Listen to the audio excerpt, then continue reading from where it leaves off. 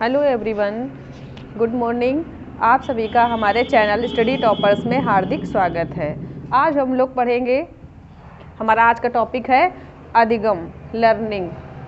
अधिगम माने होता है, आज सबसे पहले होता है कि अधिगम माने होता क्या है। तो अधिगम को हम लोग कहते हैं सीखना, और मनोविज्ञान में सीखने को हम लोग अधिगम कहते हैं। सीखना, वैसे तो हम अपने डेली रूटीन में हर रोज़ कुछ ना कुछ नया सीखते हैं, क्योंकि सीखना जो है वो एक निरंतर चलने वाली प्रक्रिया है। व्यक्ति जन्म से लेकर मृत्यु तक कुछ ना कुछ हमेशा सीखता रहता है। कुछ बाल्यावस्था में सीखा आपने, कुछ शैशवावस्था में सीखा, कुछ किशोरावस्था में सीखा, कुछ युवावस्था में सीखा, कुछ वृद्धावस्था में, यानी जब तक मानव है तब तक सीखना है। अब सीखना कैसा सीखना है, मतलब कहते अधिगम है तो कैसा अधिगम है। अधिगम का जो अर्थ है सीखना, ऐसा सीखना जो व्यक्ति के व्यवहार में स्थायी परिवर्तन करे। यानी जो व्यक्ति एक बार जो भी सीखे वो सीखा हुआ उसके व्यवहार में नज़र आना चाहिए। जैसे कोई छोटा सा बच्चा है और वो अपने घर के बुजुर्गों को देखता है कि हमारे पापा जो है वो हमारे बाबा के या हमारी दादी के या घर के किसी भी बड़े पेरेंट्स के पैर छू रहे हैं। तो इससे पहले जो बच्चा है, जो शिशु है या जो बालक है, वो इस चीज़ के विषय में नहीं जानता था।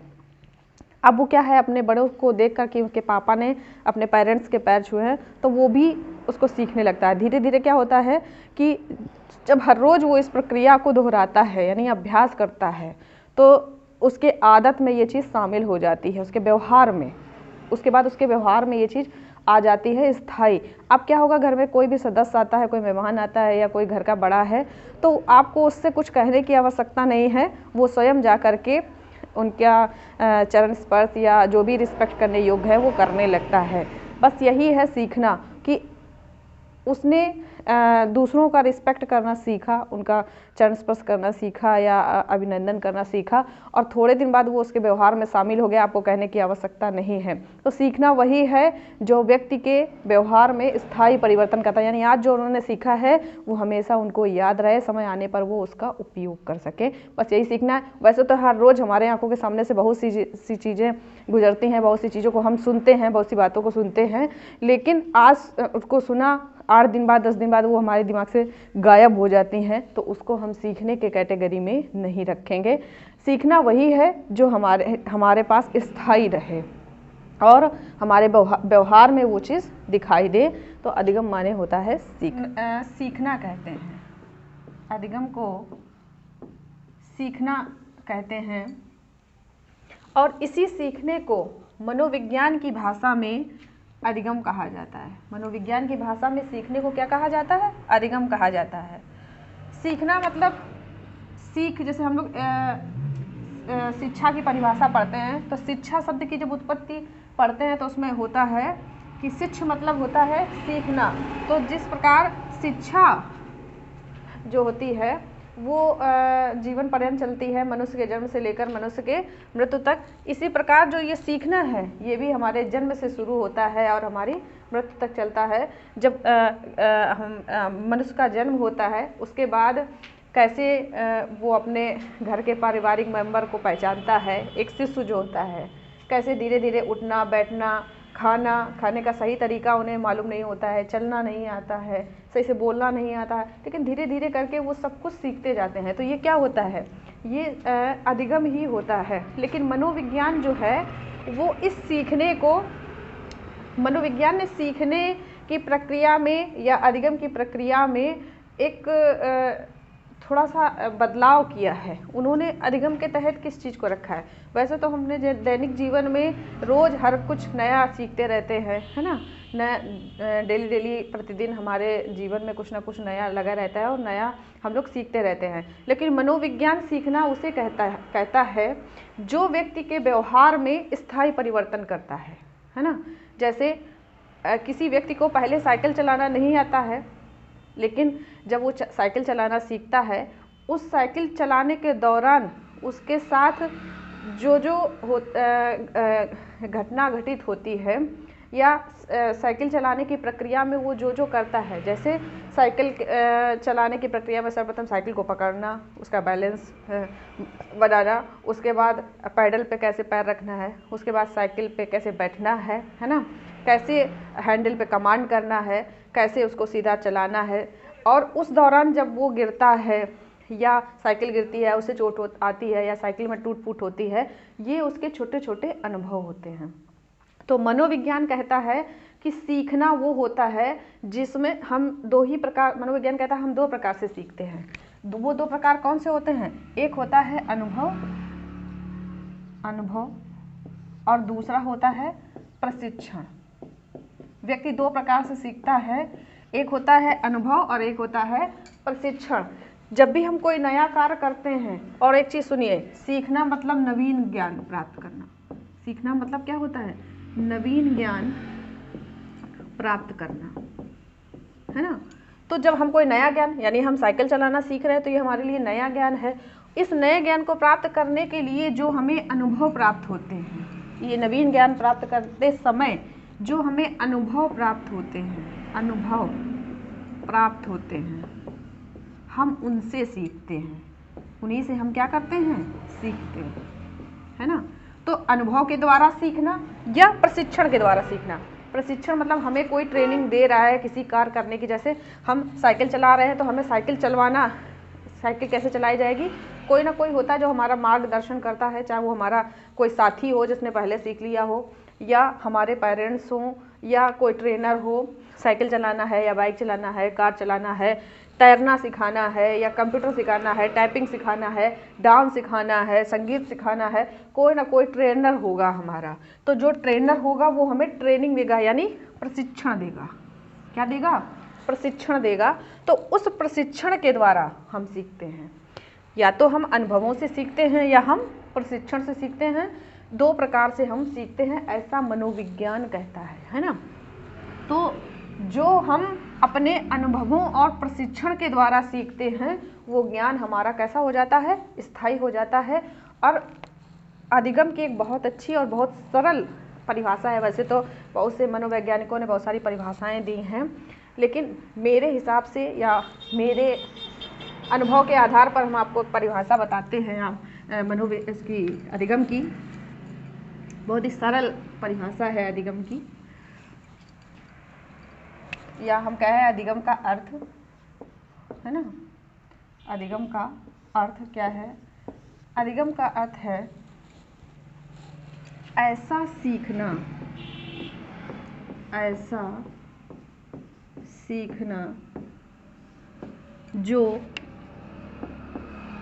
व्यक्ति के व्यवहार में, व्यक्ति के व्यवहार में स्थायी परिवर्तन करे, स्थायी परिवर्तन करे,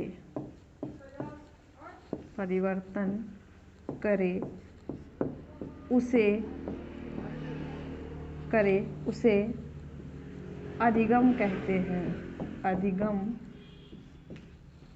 कहते हैं। यानी हम ऐसा सीखें जो हम दोबारा कभी भूले ना, वो हमारे माइंड में सेट हो जाए, जिससे हम धारण कर सकें। अगर हमने साइकिल चलाना सीख लिया तो ये हमने हमेशा के लिए सीख लिया, चाहे हम उसको 2 साल बाद चलाएं, चाहे 10 साल बाद चलाएं, चाहे 20 साल बाद चलाएं, कभी भी हम साइकिल चलाना भूलेंगे नहीं, है ना। तो ये क्या हुआ? मेरे व्यवहार में आ गया, है ना, व्यवहार में शामिल हो गया, और इसको हम भूल नहीं सकते हैं। तो इसी को हम लोग क्या कहेंगे? इसी को मनोविज्ञान अधिगम कहता है ना। जो हमने आज सीखा, और सीखने के बाद कई सारी चीज़ें ऐसी होती हैं जो, जैसे हमने कुछ पढ़ा या कोई सीरियल देखा, कोई मूवी देखी, या किसी व्यक्ति को देखा, किसी वस्तु को देखा, किसी स्थान को देखा, कोई घटना हमारे सामने घटित हुई, थोड़े दिन बाद वो हमारे दिमाग से रिमूव हो जाती है, चली जाती है ना। तो उसे हम अधिगम नहीं कह सकते हैं, है ना। सीखना वो होता है जैसे हम कोई चीज़ सीख लें फिर उसको हम दोबारा उसको भूले ना, वो हमारा अधिगम होता है। जो हमारे व्यवहार में शामिल हो जाए उसे हम अधिगम कहते हैं। ऐसा नहीं कि आज सीखे 8 दिन बाद भूल गए, उसको हम अधिगम नहीं कहते हैं। मनोविज्ञान उसको अधिगम नहीं कहता है ना। तो अधिगम वही है जो व्यक्ति के व्यवहार में, व्यक्ति के व्यवहार में स्थायी परिवर्तन करे, वो ही अधिगम होता है ना। तो और ये अधिगम संभव कैसे है, कैसे होता है? तो ये होता है आपका अनुभव और प्लस प्रशिक्षण के द्वारा, है ना। या तो आप किसी कार्य को करते समय जो अनुभव प्राप्त करते हैं उसके द्वारा, और या फिर आपको किसी कार्य को करने में जो प्रशिक्षण दिया जाता है उसके द्वारा अधिगम होता है, क्योंकि वो उसके द्वारा जो अधिगम होता है वो कैसा होता है, स्थायी अधिगम होता है। अच्छा, ऐसा क्यों होता है? इसमें एक बहुत अच्छी चीज़ है, चाहे हम अनुभव ले रहे हों और चाहे हम प्रशिक्षण ले रहे हों, दोनों ही कंडीशन में, है ना, दोनों ही कंडीशन में हम कैसे होते हैं, क्रियाशील होते हैं। कैसे होते हैं? क्रियाशील होते हैं। क्रियाशील मतलब तत्पर होते हैं। अभी मनोविज्ञान में सिखाएंगे तत्परता का नियम। तत्पर मतलब तत्पर होते हैं। तत्पर मतलब क्या होता है? तैयार। अच्छा, एक बात बताओ, कहीं युद्ध लड़ने जा रहे हो और उस समय हमारे पास हथियार हो, है ना, और बढ़िया जो हमें जैकेट या सुरक्षा से रिलेटेड जो भी सामान है वो सब हमारे पास हो, हमारा माइंड सेट हो कि हाँ यार हम युद्ध लड़ने जा रहे हैं, है ना, तो उस समय जो भी हमें कार्य वहाँ करना पड़ेगा, जो भी उससे संबंधित वर्क करना पड़ेगा, बड़े अच्छे तरीके से कर लें, क्योंकि हम तैयार हैं उसके लिए। और ऐसे अगर कोई व्यक्ति सो रहा हो, सैनिक सो रहा है, मान लो उसे पता नहीं है कि अचानक से हमला होने वाला है या हमें युद्ध लड़ना है, और उसको जगा दो कि जाओ लड़ो जा करके, है ना, तो क्या होगा? क्या कार्य सही तरीके से होगा? नहीं होगा, क्योंकि उस समय क्या होगा, हम क्रियाशील नहीं होंगे और हम तत्पर यानी तैयार नहीं होंगे, है ना। तो जब हमें अनुभव कब प्राप्त होते हैं? जब हम किसी कार्य को करते हैं, और जब हम करते हैं तो हम कैसे होते हैं? क्रियाशील होते हैं। और जब हम क्रियाशील होते हैं यानी उस कार्य को करने के लिए तैयार हैं, तो हमें सही अनुभव प्राप्त होते हैं, और उन अनुभवों के द्वारा हम स्थायी अधिगम करते हैं, है ना, जो कि हमारा जो दिमाग है वो बहुत जल्दी एक्सेप्ट करता है ना। इसी प्रकार प्रशिक्षण में होता है। यहाँ पे दो पक्ष होते हैं, एक शिक्षक और एक शिक्षार्थी। दो पक्ष होता है, एक शिक्षक और एक शिक्षार्थी, है ना। शिक्षक सिखाने के लिए तत्पर है और शिक्षार्थी सीखने के लिए तत्पर है। दोनों तत्पर हैं, तभी जो है वो सीखने की प्रक्रिया सही तरीके से चल रही है। इसीलिए मनोविज्ञान कहता है कि सीखने में दो जो कारक है, एक अनुभव और एक प्रशिक्षण, बहुत महत्वपूर्ण है। इन दोनों के द्वारा जो भी हम सीखते हैं वो स्थायी होता है। तो सीखने का अर्थ क्या हुआ? ऐसा ज्ञान जो व्यक्ति के व्यवहार में स्थायी परिवर्तन कर दे, उसे हम अधिगम कहते हैं, है ना। ये आपका अधिगम का अर्थ हुआ। अब हम लोग अधिगम की परिभाषाएं देखेंगे। इसको आप नोट कर लीजिए या स्क्रीनशॉट ले लीजिए।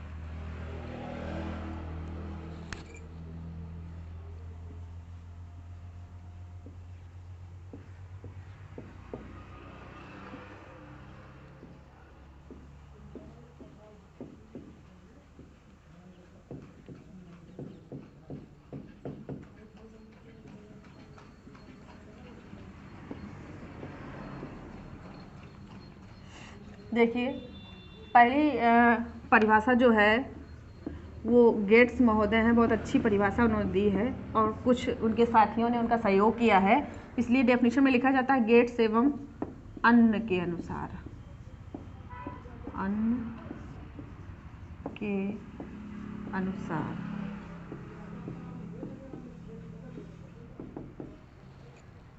डेफिनेशन है, इन्होंने क्या कहा है कि अधिगम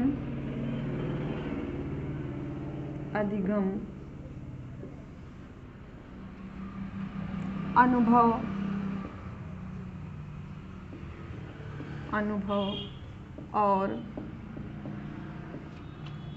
प्रशिक्षण के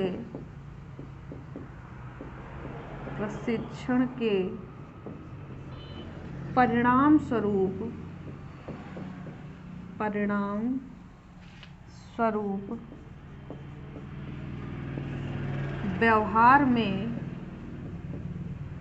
व्यवहार में परिवर्तन है।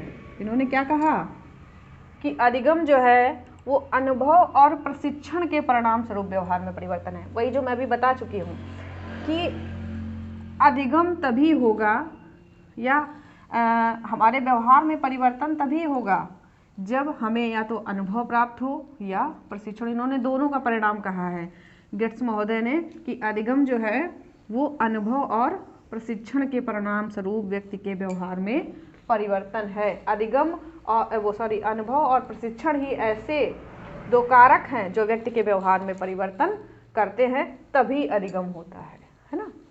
ये आपकी गेट्स महोदय की डेफिनेशन है। अगली डेफिनेशन नोट करिए आप लोग, क्रो एवं क्रो के अनुसार। क्रो एवं क्रो के अनुसार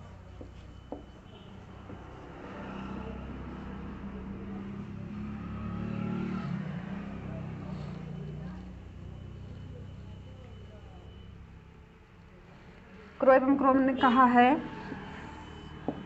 कि अधिगम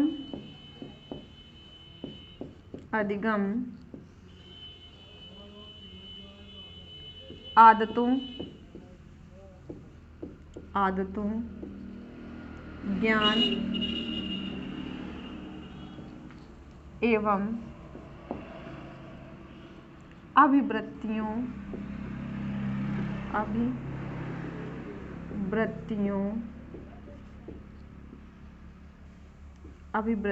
का अर्जन है।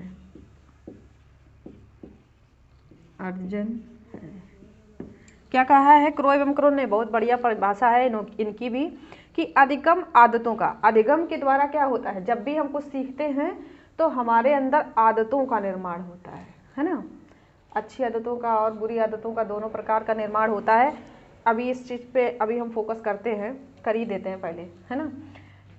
एक प्रश्न है, जैसे आपका टेट या सीटेट में पूछा जाता है कि सीखना सकारात्मक है, नकारात्मक है, या सकारात्मक और नकारात्मक दोनों है, या नन ऑफ दीज, या कुछ भी नहीं है। तो सीखना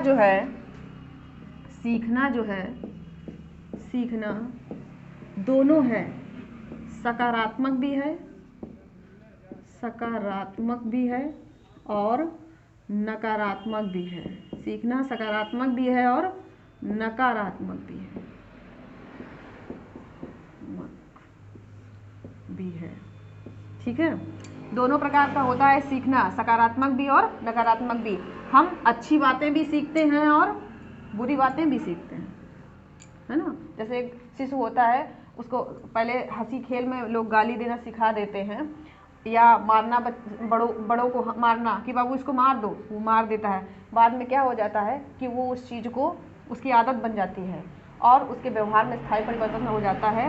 वो फिर आगे आप उसको चाहे जितना मारें डांटें, लेकिन उसकी वो आदत जल्दी जल्दी जाती नहीं है, क्योंकि उसके व्यवहार में स्थायी हो गई है। वो अच्छे के हाथ लगा देता है या गालियाँ देने लगता है। ये किसका? नकारात्मक अधिगम के अंतर्गत आता है। और सकारात्मक में वो अच्छी आदतें भी अपने से बड़ों से सीखता है कि कैसे दूसरों की रिस्पेक्ट करना है, कैसे अगर दादी है मंदिर जा रही तो साथ में जाता है, मंदिर में सुबह हमारे घर में आरती होती तो उसमें शामिल होना, घंटी बजाना या पूजा का सामान देना या कहीं बाहर रखना, ये सारी चीज़ें जो हैं अपने घर के जो मूल आदर्श या नियम हैं वो सीख जाता है। वो सकारात्मक अधिगम के अंतर्गत आता है। और नकारात्मक, जैसे माता पिता आपस में अगर झगड़ रहे हैं तो वो भी झगड़ा करना, गुस्सा करना या मारना या गाली बकना, ये सब सीख जाता है।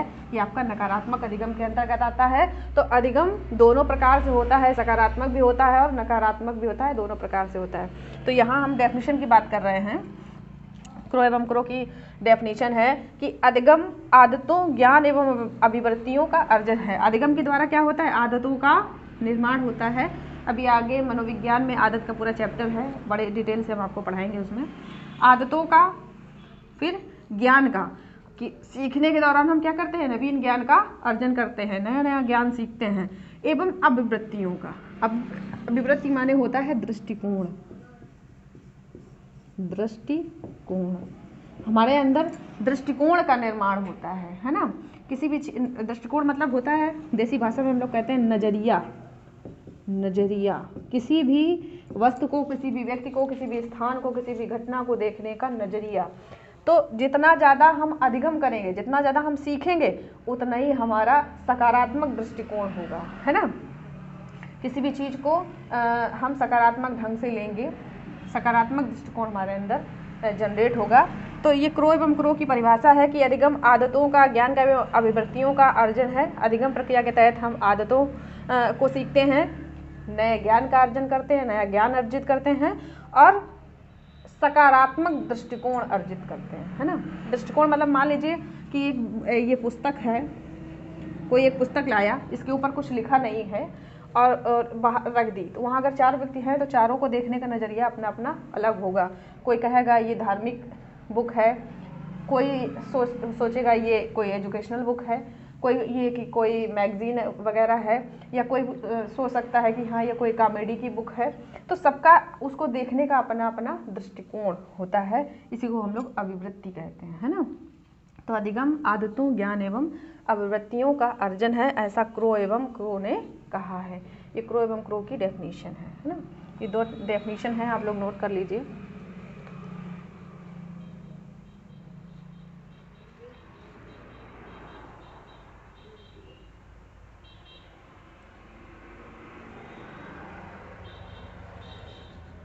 एक डेफिनेशन है आपकी वुडवर्थ के अनुसार, वुडवर्थ के अनुसार, वुडवर्थ ने डेफिनेशन दी है कि अधिगम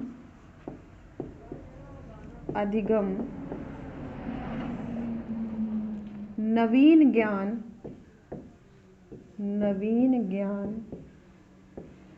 एवं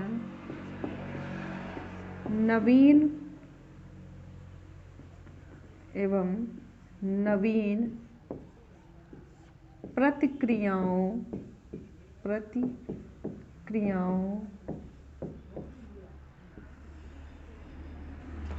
अधिगम नवीन ज्ञान एवं नवीन प्रतिक्रियाओं को प्राप्त करने की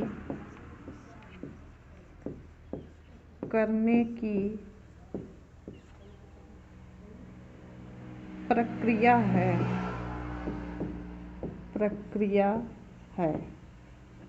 अधिगम क्या है? नवीन ज्ञान। अधिगम प्रक्रिया के तहत क्या होता है? हम लोग नया ज्ञान सीखते हैं एवं नवीन प्रतिक्रियाओं, और वो जो नया ज्ञान सीख रहे हैं, कोई भी नया चीज़ जो सीख रहे हैं, उसके प्रति हम क्या प्रतिक्रियाएं कर रहे हैं, क्या उसके प्रतिक्रिया कर रहे हैं, इनको प्राप्त करना, यानी इनको सीखने की प्रक्रिया क्या है? अधिगम। नवीन ज्ञान को अर्जित करना और उस नवीन ज्ञान के प्रति जो हम क्रियाएं करते हैं, है ना, उसको सीखना अधिगम है ना। ये आपकी डेफिनेशन है अधिगम की।